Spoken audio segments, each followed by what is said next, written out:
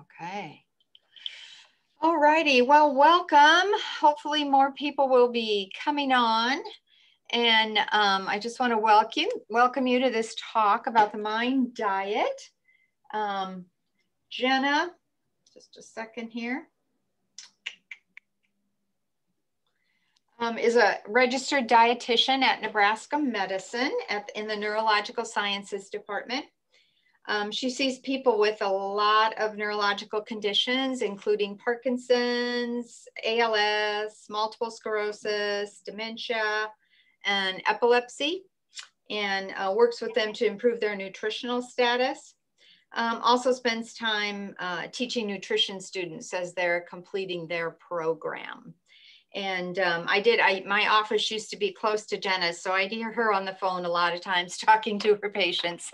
And I know she's very good at meeting people where they are, because I think anytime we think about changing our diet, we get our defenses up because we like what we eat, and sometimes we don't like to change it. But meeting people where they are and hopefully helping them be able to get a healthier diet is something she's really good at. So I look forward to hearing what she has to say about this particular diet. So if you have questions, I think she's comfortable with you just interrupting. If you hit the space bar, that will unmute you for a short time just while you talk. So if you want to ask a question, you can interrupt. Otherwise, you can type your question into the chat box, and I'll keep track of the chats, and we can address those questions at the end. Anything else, Jenna? No, I think that was good. Thank you, Joan. All righty. So I'll let you take it away. All right.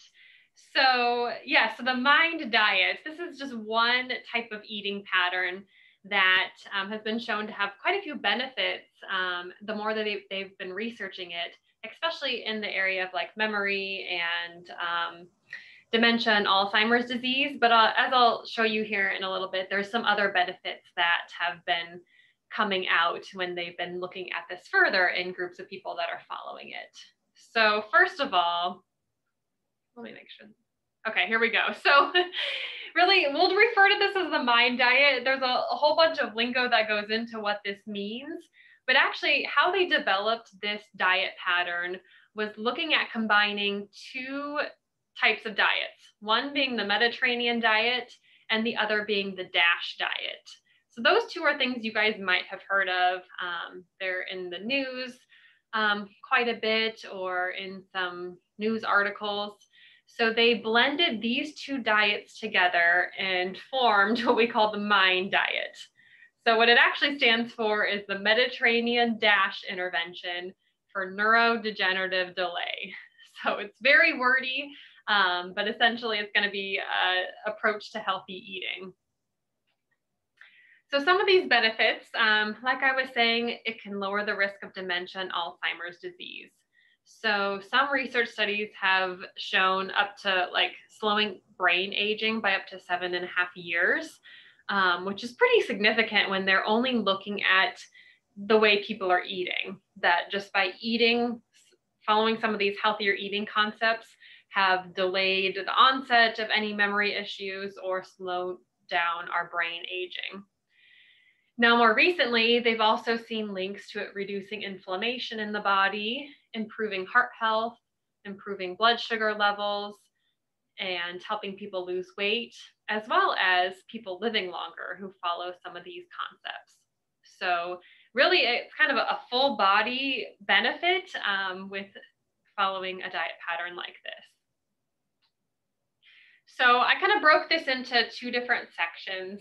One section is going to be about foods to include more of, and then the other section will be foods that we'll want to limit or reduce in our diet. So I'll go through each of those and give some examples of what those foods might be. So our first food group is green leafy vegetables.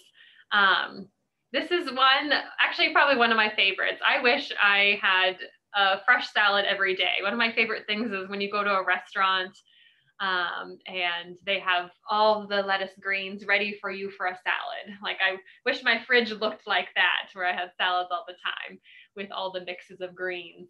But our green leafy vegetables will be things like our spinach and kale are a little bit more common.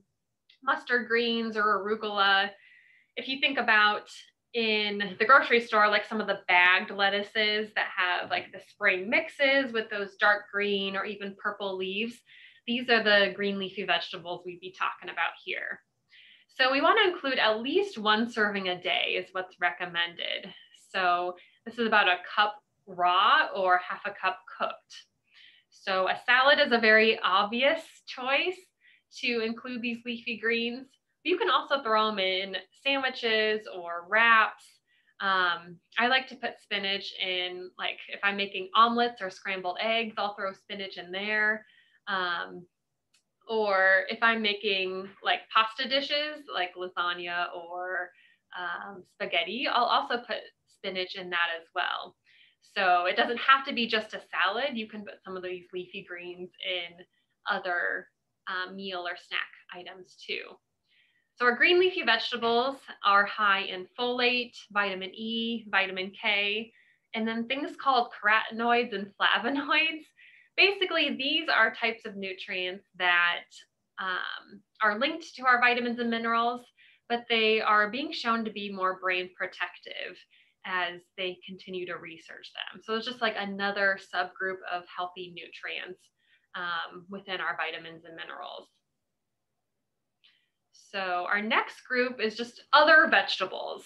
So we have our leafy greens, and then we also want to include at least 1 other serving a day of another type of vegetable. So a serving size for this is going to be about half a cup. So any type of vegetable. I just listed some of the common ones here. Asparagus season, we're kind of in the middle of that, where the fresh asparagus was really good, and you might have found that on sale in the grocery stores.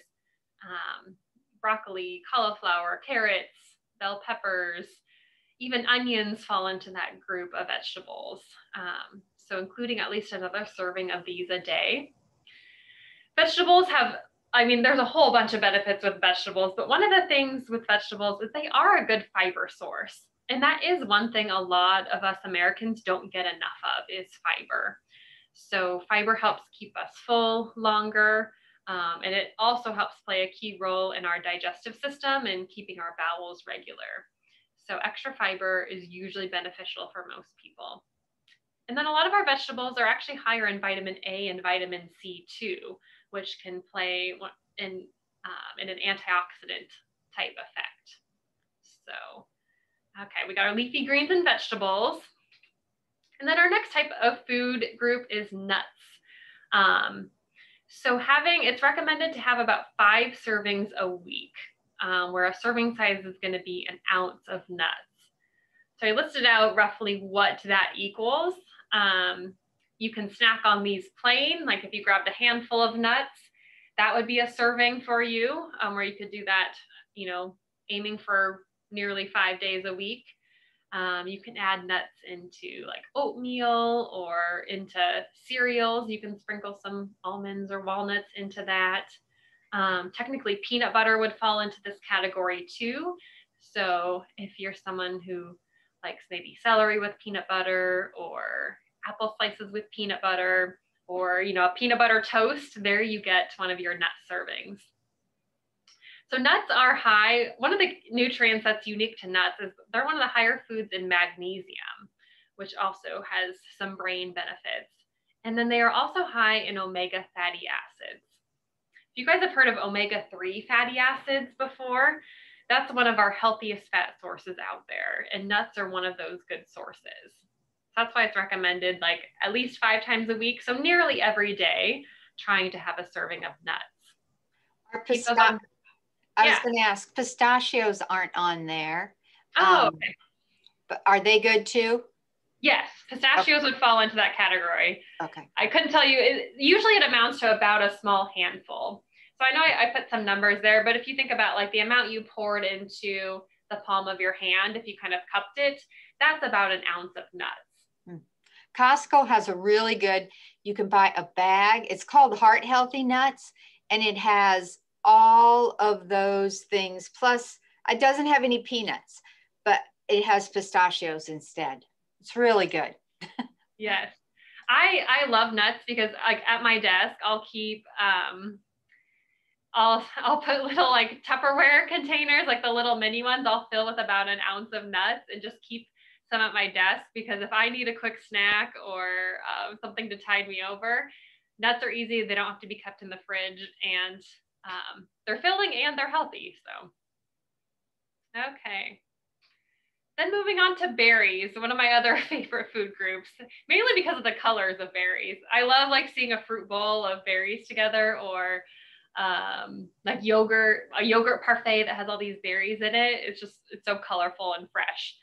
But we're looking at berries similar to nuts. We're wanting to have at least 5 servings a week of berries, where a serving is about half a cup. So any type of berry, some of our common ones are going to be our blackberries, blueberries, raspberries, and strawberries. These are also high in fiber, high in vitamin C, and berries are one of the foods with the highest antioxidant component to it. So it's those antioxidants that they believe helps take away some of the like bad products in our body and help get rid of some of that waste that our cells produce. So that's why they think it's protective for our brain, it's protective for our heart, it's protective for our lungs, because it helps remove some of the bad waste products. So you can eat berries plain, you can throw them in, your cereals or oatmeal. It's another good place for them. Yogurt, I like to bring yogurt. I like to take plain yogurt actually, and then add berries to it to get a serving in, plus sweeten it naturally with the fruit instead of with like sugar, for example. And with most of these foods, but berries specifically, you can do fresh or frozen. You don't necessarily always have to use fresh berries. I understand that those things can spoil pretty quickly if you don't use them within the first couple days. So keeping some frozen berries on hand to throw into your yogurt or cereals, you can also do that. Then you won't have to worry about them spoiling. All right, then beans and legumes. So beans are going to be like any of our like dried beans or canned beans that are already cooked for us would fall into this group. So we want to aim to have ideally at least 3 servings a week of beans, where once again, half a cup is going to be 1 serving.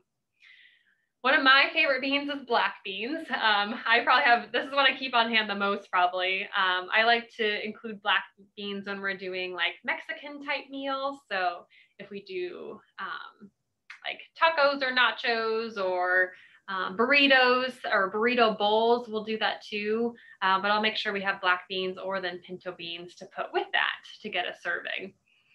Another favorite of mine is garbanzo beans or chickpeas. These are pretty versatile and go in a lot of different recipes, but you can buy garbanzo beans that are already dried, almost like a chip snack where they're crunchy, or you can do it yourself. If you throw them with some oil and salt and pepper and throw them in the oven, it'll dehydrate them and create like a crunchy fun snack. So garbanzo beans are probably another one of my favorites. Beans and legumes, they are high in protein and fiber. So beans surprisingly are a protein source. And they're also high in iron. So I think before we started this meeting, I think most of us were females. But a lot of us actually need more iron, or we don't get enough in our diet. So beans can be a source for people if they're running low with their iron, or their doctors are telling them, increase your iron intake. Beans can be a good source of that. So I like to tell this story about beans because probably up until maybe 5 or so years ago, I like rarely had beans. Like maybe it was, we went to Chipotle or Qdoba or something and you got some beans with your meal. So I kind of set out that I'm going to start trying different types of beans. So one of the approaches I took is I just picked a new type. So actually cannellini beans, I think, was one that I had never had before. So I just kind of went online and started looking up recipes that include cannellini beans, found them in the store, and then, tried a new meal that way. And now that meal is one of my go-to meals in the mix. So it has cannellini beans, and then it's like some bell peppers that are chopped up, some onion, some celery, and then actually tuna that kind of all gets mixed in and stir fried in one pan. So if there's some of these foods as we're talking, you know, if you've never had them, it's not too late to try something new.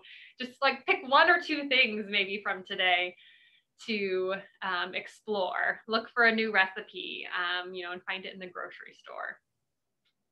Now I include beans. I definitely get at least 3 servings a week. I would say actually a lot of my meals I'll incorporate beans into. All right, our next food group is whole grains.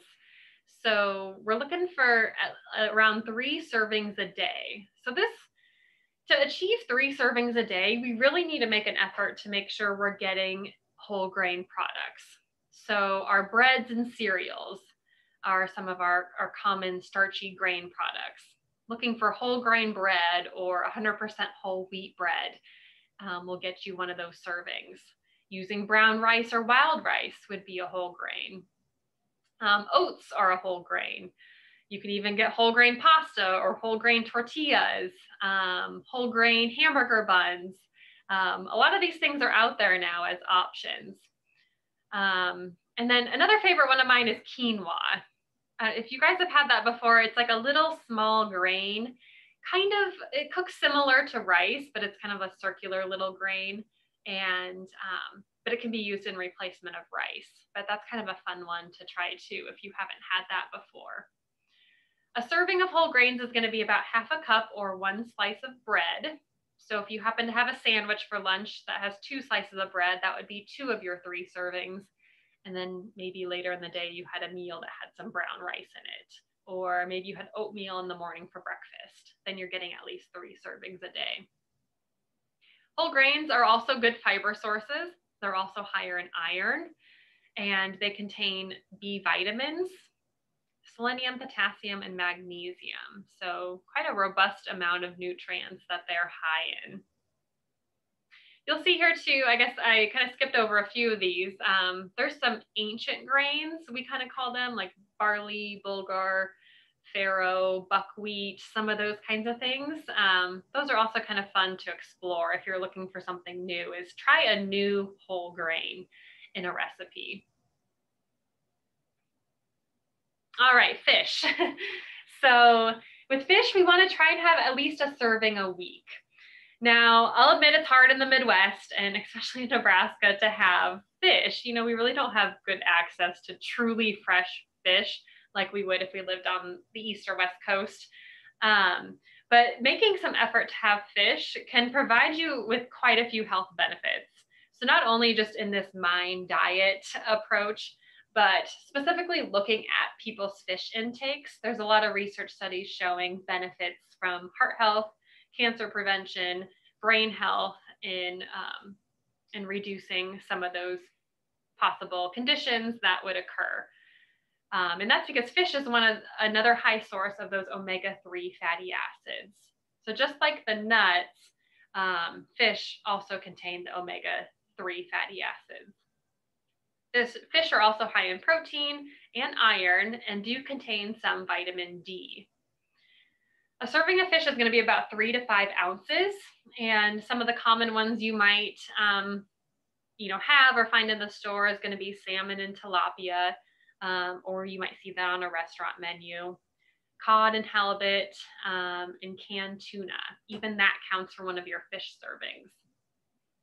So if you're not much into buying fresh or frozen fish, and a can of tuna is a simple way for you to get a serving of fish in regularly, I would say go for it. If you had tuna salad sandwich or tuna salad mixed together on a lettuce salad once a week, then you're covering your bases for your fish intake. I did note there though, is we prefer not fried fish for that to still remain a healthy choice. All right, poultry is next, and it's recommended to have at least 2 servings a week, where your serving size is about 3 to 5 ounces. So I think fish was the same serving size as the poultry here. So 3 to 5 ounces, just for you to visualize. Think about like a deck of cards. That's about like a 3-ounce portion. So a little bit bigger than that would be more like 4 or 5 ounces. So, about this size, covers about a quarter of your plate or maybe a third of your plate. So chicken and turkey are going to be some of our main poultry sources, especially the breast meat. That white meat is going to be the leanest source of that poultry. Chicken and turkey are high in protein and they're high in vitamin B12. And I think the last one here is extra virgin olive oil. So we'll kind of round this out as another type of healthy fat.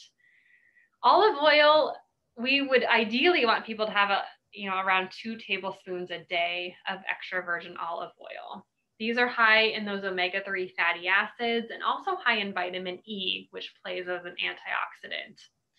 So we don't have to just think about like olive oil, we think about kind of using olive oil in the pan, or that's what comes to mind for me at least, is if you're sauteing something or maybe cooking eggs or, roasting vegetables or potatoes, that's another good way to incorporate olive oil. But you can also use that in salad dressings. Like you can have a vinaigrette, like oil and vinaigrette type dressing that uses olive oil. Or if we were truly living in that Mediterranean lifestyle, you'll often see if you went there on a trip or something, that they often dip their bread in olive oil. Usually they have fresh bread though, but that's the way that they get some of their servings. Now you can also, besides the olive oil, you can get some of the same benefits from eating olives as well. So our green olives, black olives, the purple like Kalamata olives, those would also contain these same nutrients. Okay, so just to summarize our foods to include, we went through our vegetables, our whole grains, and extra virgin olive oil. So those things are things we want on a daily basis. And then, following that, close behind is our nuts and berries, where we want those nearly every day, about 5 servings a week. And then beans and legumes, looking at 3 times a week.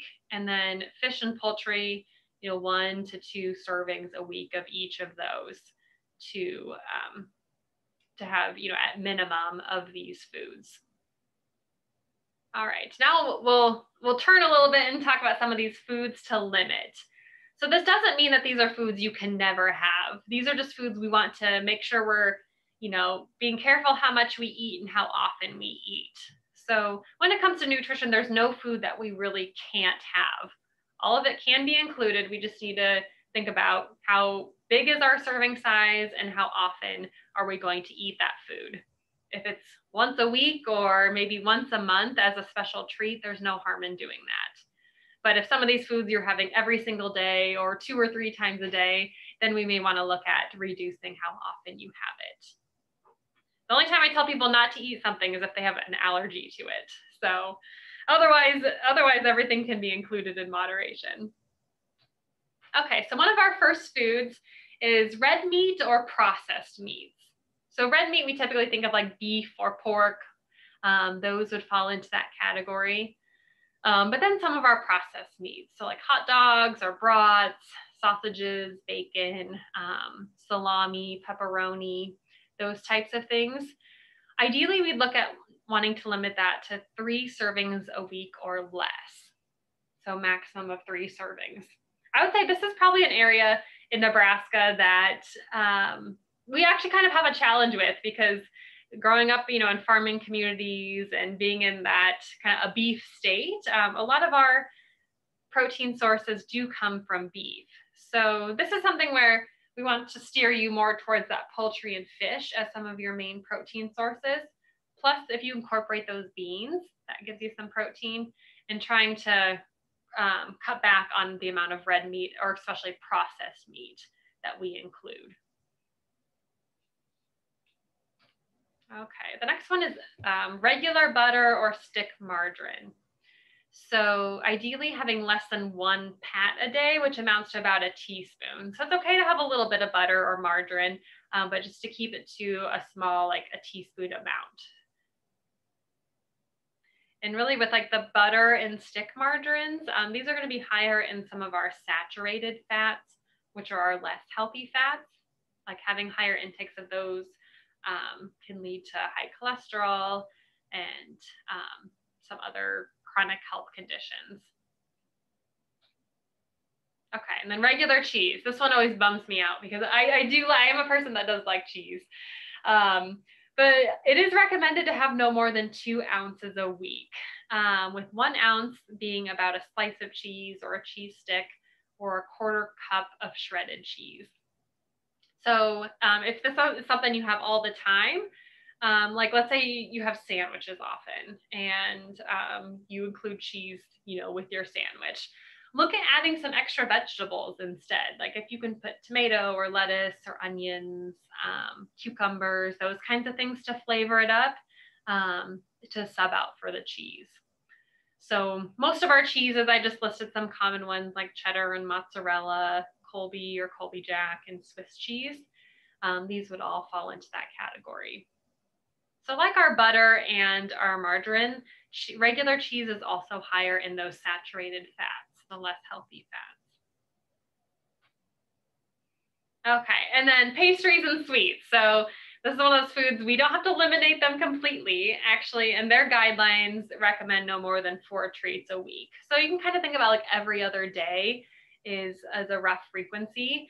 It's okay to enjoy something fun, a piece of cake or a pie, especially if you're going out and spending time with friends or family for a special occasion. We were talking about weddings earlier, so if you're having a piece of wedding cake, we know that doesn't happen every day. So those special occasions, it's fine to do those things.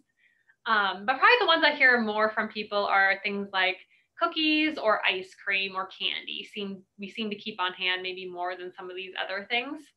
To kind of ask yourself, first of all, how often do I have these things? And can I look at cutting back on how often I do? So if you're someone, there's people I talk to, or my dad's probably one of these people. I have some conversations with him about this, but he likes to have a bowl of ice cream most nights. So, if you can do that like every other night, or save it for a weekend treat, or maybe every Friday night you go out for some ice cream instead of having that every day. And then the last food here for these foods to limit would be fried foods and fast foods. Looking at having no more than 1 meal a week that includes fried foods. So this is pretty limited. But most of our fried foods comes from like fast food or like restaurants that either eat in or carry out type restaurants. You're more likely going to find fried food options. So think about like our chicken strips or breaded fried chicken, or like breaded fried shrimp, onion rings, French fries, and potato chips would fall into that too. So if you go out to restaurants, it's not that you can only go out once a week. Just try to pick things from the menu that would not be fried foods.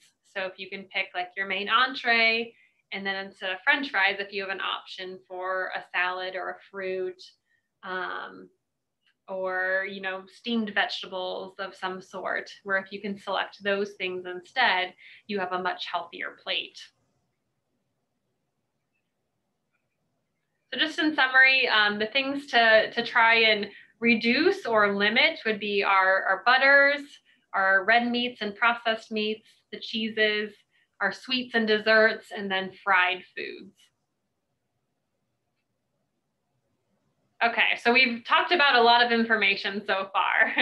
You might be thinking, okay, there's all these foods I should be having that maybe I'm not, or oh gosh, there's a lot of things that was on that red list that that you're having that you should maybe look at cutting back on.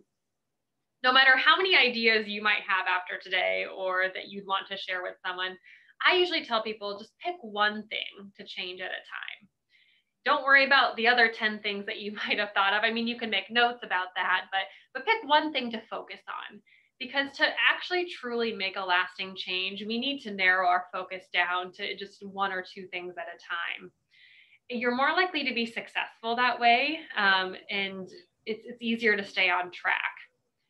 Another thing I'll ask people to do is to write down what their goal is, or use like a calendar or a tally system to monitor your progress.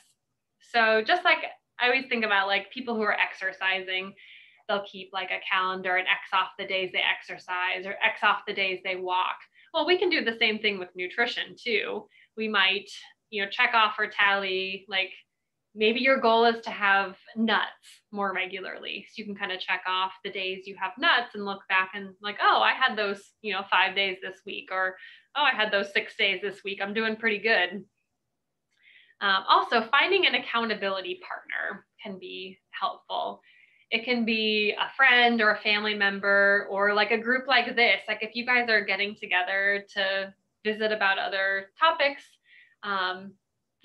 maybe have someone in the group that you share your goals back and forth with each other. And then you can also share ideas with each other too. That's the nice thing actually about like sharing your nutrition goals is people can give you ideas or share their personal experiences that you're like, oh, okay, that's something I could do, or that's something I could try. And then always be open to trying something new, no matter how many times we've had something, or like maybe how stuck we are in our ways with meals. It never hurts to try a new food or try something you haven't had in a while, because our taste buds can change, or we can kind of adapt to the types of foods we like. So you might surprise yourself and find that, oh, this actually is pretty good. Or if it's prepared in a different way, you might find that you like the taste of it better. So like an example of that is like broccoli. So we can have broccoli raw, we can have it like steamed, or like roasted. Like to me, those are kind of some of the 3 main ways I think of broccoli. So broccoli, like raw broccoli, definitely has a definitive taste. Usually you like it or you don't. But if we steam it, it kind of softens up some of those flavors. And then if we roast it and add some seasonings to it, then that can take on a whole new flavor, at least I think, where you kind of get some kind of roasted, maybe a little bit crispy, edges that start to form on the broccoli. That gives it a whole new flavor. Okay, so some areas to start, like think about, am I missing any main food groups? Or was there one of these topics that we covered that maybe you're not having any of right now?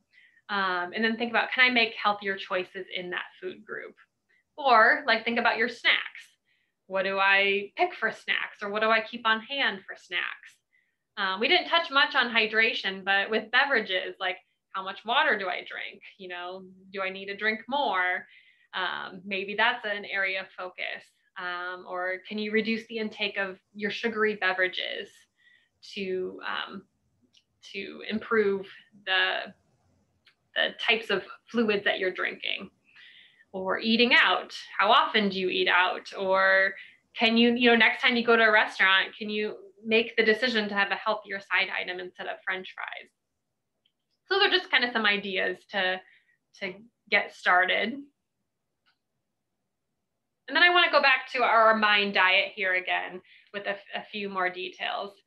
So you might be asking yourself, well, there's so many foods I'm supposed to have, or foods maybe not to have. Like, how do you put this all together? This is just purely an example. There's lots of different ideas, but this is maybe an approach you could take. So this is including 3 meals and even a couple snacks a day, where you're kind of eating more often throughout the day. So for breakfast, if you had some yogurt, Greek yogurt specifically has a little bit more protein in it. So that can help with keeping us fuller longer. And then putting some berries in it. So adding some blueberries and strawberries, or whatever you would have on hand, you could throw into the yogurt. And then also having a slice of whole grain toast with half of an avocado. We didn't talk about avocados, I don't think, but that's also another food that contains those healthy fat sources. So similar to our fish and our nuts and the olive oil, avocados also contain healthy fats. So there's kind of been a trend recently for avocado toast, but it is actually pretty good if you've ever had it or if you want to give it a try. So basically, instead of spreading butter or jelly on toast, you can spread some avocado on. And then maybe in the morning we have a snack of, you know, a small handful of almonds. And then at lunchtime, might make a sandwich with a couple slices of whole wheat bread. And maybe, you know, the night before, maybe we had chicken. So we're using some leftover chicken to add to the sandwich, and then a little bit of mustard for some flavor. And then also on the side, doing a salad. So like romaine is an example. You could use any of those other leafy greens, cucumber slices, tomatoes, sunflower seeds. Those are some toppings you could throw on. Really any vegetables or nuts or seeds you could incorporate. And then an olive oil vinaigrette type dressing with your salad. It's kind of that sandwich and salad concept. And then for dinner, having a piece of salmon as your main entree. And then for your side, getting another whole grain with couscous. That's another type of whole grain. And then mixing into that, you can mix in your own veggies. So like maybe some zucchini or lima beans, asparagus, where you kind of mix some of those things together. Or like you could even take like a bag of like frozen mixed vegetables or like frozen stir fry vegetables and take some out of there and mix it in with the couscous. And then having another side salad. Then you're really covering your bases where you get 2 salads in a day, or you could do another side of another vegetable. And then another snack, like having some more almonds, or you could pick another nut as a snack. You could also look at like including another fruit as a snack. So I know we talked about berries before, but your other fruits are fine. So your apples and oranges, your bananas, any of those kinds of things would also fit well into this healthy eating pattern. So those are just some examples of incorporating some of these concepts all together. So if I go back through like my checklist of the foods to include, we had leafy greens, which would be in our salads. Other vegetables would be in like our zucchini and asparagus. Nuts would be like our almonds. Berries would have been included in our breakfast.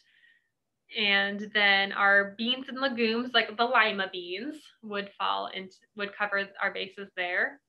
Whole grains would be our whole grain toast, our slices of bread for our sandwich, and our couscous. So that's at least 4 whole grain servings. Fish would cover, with the salmon, and then poultry was the chicken, and then extra virgin olive oil would have been included in the dressing. So we actually covered all of our bases with this example. All right. So I think Joan was going to provide some of these slides to you guys. So I did want to include a few websites for you that do have some recipes. So there's some that are like listed under like the Alzheimer's prevention, but it really doesn't matter necessarily what disease state they're focusing on. They're all going to still follow these similar concepts. So the internet is a great place to look for some of those types of recipes. You can even do a quick like Mind Diet recipe search, and you'll probably kind of get some good examples just from searching the web. So those would be there. And then, if there's any questions, we can talk about those things. Or if people have other ideas, I love hearing what other people like to do for ways they incorporate some of these foods into, or maybe some fun foods you've tried or some fails. Those are kind of fun to talk about too. I have a question. Yeah, go ahead. Oh, okay. How about a couple little pieces of dark chocolate every day like I do? Yeah. Yeah. I didn't talk about dark chocolate, didn't I? No. Yeah. So actually, like a small amount of dark chocolate, like a piece or two, like you described, is fine to include.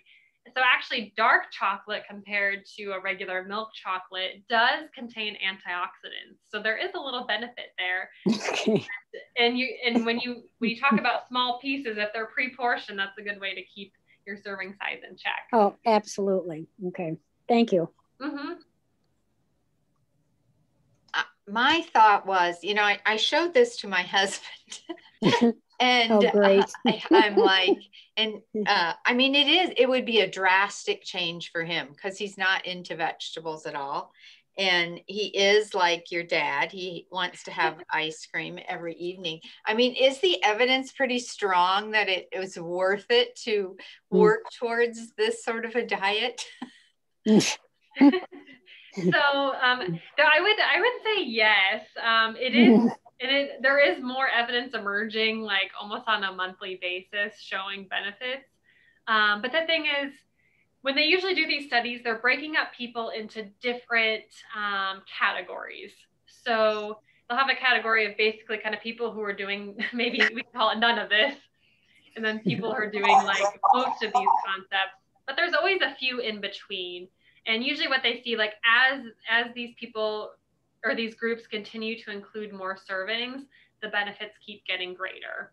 So there is still benefit to making like a small change, like even just one of these food groups. I think that's worth it to make a difference in someone's health. There's a lot of people that I work with that when we first start talking, they are like kind of like, no way am I gonna, do any of these things. But we just start with one thing at a time and work on one group and see if we can continue to make some progress. It doesn't have to be perfect though. That's probably the main takeaway is no one's diet is perfect, but just trying to incorporate some of these concepts regularly, I think does make a benefit, especially long term. I also noticed it doesn't seem like calcium was listed as like any of these things being, as a major nutritional part of a lot of those things. So what would you do to get enough calcium, or would you get enough from the leafy greens? You would get some from like the leafy greens, or like broccoli is a higher calcium source. Now I didn't touch on other dairy, but other dairy would be fine too, like the yogurt, drinking some milk, or like a milk alternative would be another way to get some calcium regularly. So those things, yep, could be included. Somebody asked the question, are beets, where would beets fall?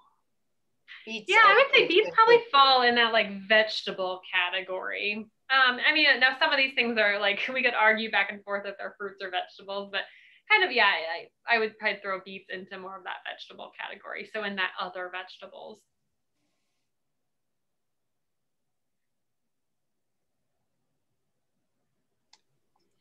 Anyone else have any other questions? Or I do. This is Brenda.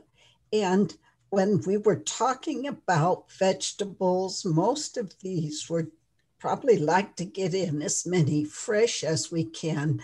But when we start looking at canned vegetables, are they almost as good, or is there something to not use that for? Because I can get my guys to eat the canned vegetables. Yeah, good question. I'm glad you brought that up. So vegetables, the canned versions, there's really one main thing we want to look out for would be the extra salt that some of the canned vegetables have in it. So for like most Americans, we want to have a lower salt or a lower sodium intake. So like traditional canned vegetables usually have quite a bit of salt added to it as a preservative or for flavoring purposes in canned vegetables. But you can buy canned vegetables that are no salt added or low sodium. So either of those would be the better choices if you're going to select canned produce. I would look for no salt added first, and if not, look for like a low sodium or reduced sodium version. Otherwise, like your frozen and fresh should be sodium free or salt free. Would that be the same, Jenna, with the fruits, canned fruits? If you go with the no sugar added, they still could work, like your pears and peaches, some of those things? Yes. Yep. So fruits, it's the sugar, yep, that we're looking at. So trying to avoid Okay. canned fruit that's canned in syrup, like even Okay. light syrup or heavy syrup. Okay. Yeah. And then somebody asked another, let's see. What about other fruits such as watermelon, apples, peaches, and others? All of those sound great. Yeah, other fruit sources can be included too. Yep. Summer is a great time to talk about this, I think, because we have more produce selections, or if people have gardens or those kinds of things. It's easier to start thinking about including more servings of our fruits and vegetables now to hopefully develop some of these habits heading into winter when our grocery selection isn't always as robust. But would the fruits be in the berries category as a fruit, or it's just not listed here for fruits? So put those at the bottom and use Yeah, that. if I could change this actually, like, so these guidelines I shared with you are actually what they've studied for these research studies. So they've categorized all of these things. So yeah, they haven't specifically labeled fruit, but I would throw fruit right in there as another category for those foods to include. Berries would be separate though, and the reason berries are separate is because they do have that high antioxidant content compared to some of the other fruits. But so still having berries, but I would say plus other fruits is just fine. Okay.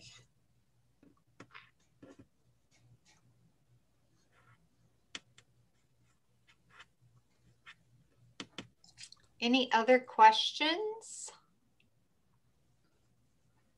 from anyone? Stop sharing. How does someone get in to see you, Jenna, if they need to?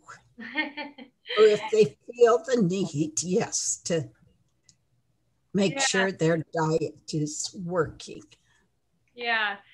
So I wish I had a really good answer for you, but right now I like Joan said, I work in the neurology clinics. So I do actually only see people in neurology. So they are seeing seeing a doctor here at the clinic. But we do have dietitians who are amazing as well that are in our diabetes center, but they see people for like any nutritional reason. So it's not just diabetes. So there would be dietitians here at the med center. Otherwise, there's dietitians like at other major hospital systems.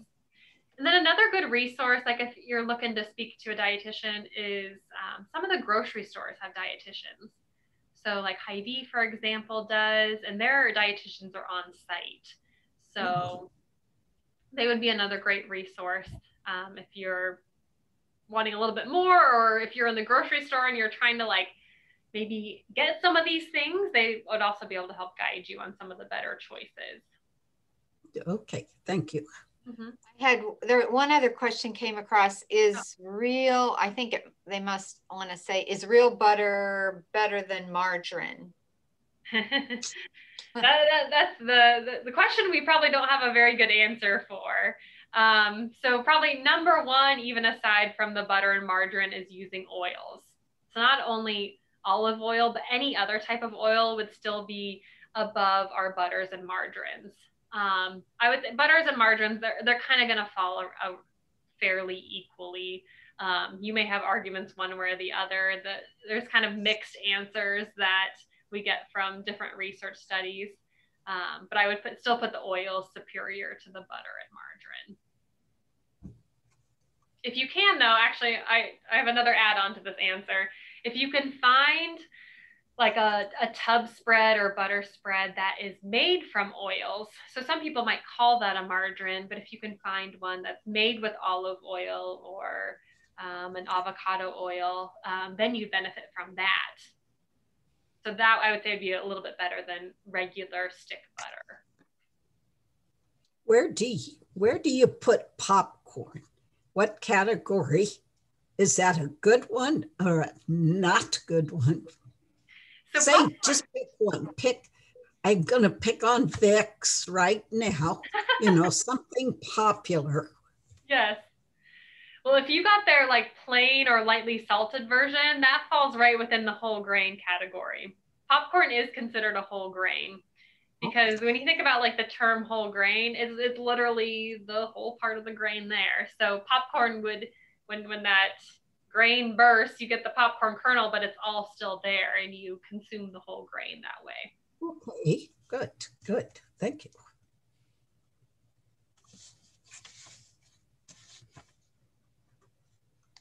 Yeah, because they have a new, I found, I can't remember, I think it's made by Skinny Pop. And it's like a little popcorn cake or wafer, you know, almost like a rice cake, you know? So, you know, you can put peanut butter on it or whatever. I mean, this is not probably in any good diet, but, you know, they make a dark chocolate. It's not like the chickpeas. Like a spread? Yeah, it's like a spread. It's made out of chickpeas.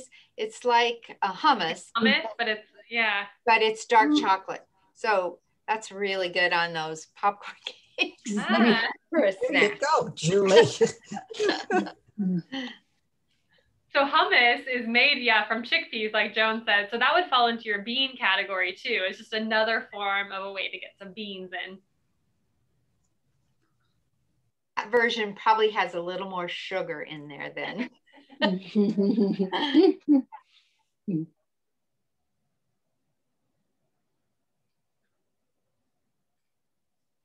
Any other questions? I saw another one come through. How much popcorn is a serving? Oh, yeah. Yeah, so most often like about 3 cups is what you're going to see for a serving size of like plain popcorn. So, and I think it's, oh gosh, don't quote me, but I think that's about 150 calories. I'd have to double check that, but like a plain popcorn, it's actually fairly low in calories. Is it good fiber? Yeah. Yep.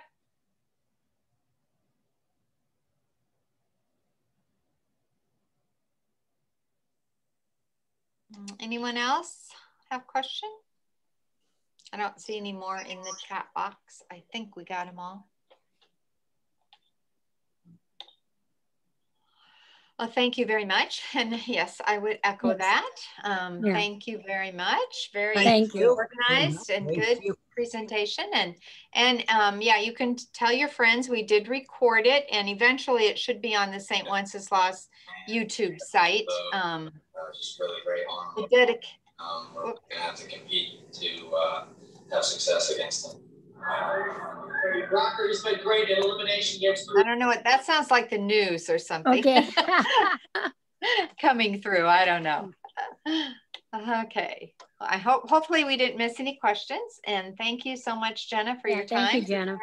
Yeah, you guys are a great group. Thanks for asking some great questions. Thank you both. Yes. Yeah. Bye. I'm going to stop recording if I